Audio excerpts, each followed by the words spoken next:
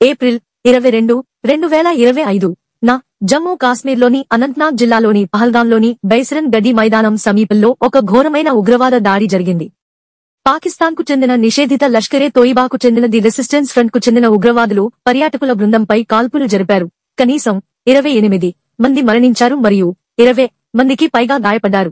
2019 Pulwama bomb దాడి తర్వాత ఈ ప్రాంతంలో జరిగిన అత్యంత దారుణమైన దాడి ఇది. Please share and subscribe for more updates.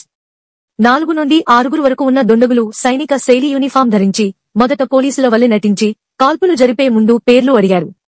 వారు ప్రత్యేకంగా పురుషులను లక్ష్యంగా చేసుకుని బాధితులను ఇస్లామిక్ కల్మాను పఠించమని అడిగారు మరియు ముస్లిమేతరులను గుర్తించడానికి సుంతి చేయించుకున్నారని తనిఖీ చేశారు.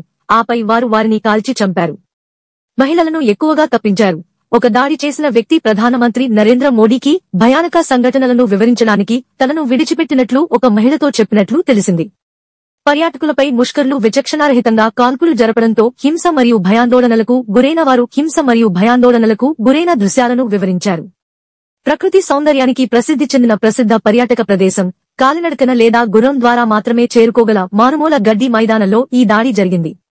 అత్యవసర సేవలు మరియు భద్రతా దళాలు త్వరగా స్పందించి శోధన కార్యకలాపాలను ప్రారంభించాయి మరియు దాడి చేసిన వారిని గుర్తించడానికి హెలికాప్టర్లను మోహరించాయి. తీవ్రంగా గాయపడిన అనేక మంది బాధితులను చికిత్స కోసం శ్రీనగర్లోని ఆసుపత్రులకు తరలించారు.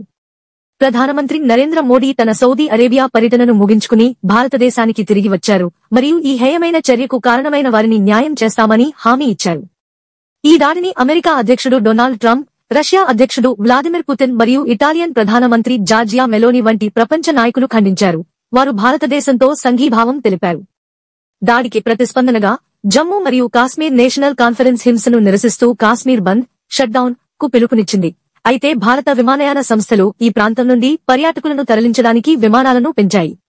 బాధిత కుటుంబాలు మరియు పర్యాటకులకు సహాయం చేయడానికి హెల్ప్ లైన్ నంబర్లను కూడా ఏర్పాటు చేశారు. ఈ దాడి జమ్మూ కాశ్మీర్లో కొనసాగుతున్న భద్రతా సవాళ్లను హైలైట్ చేస్తుంది.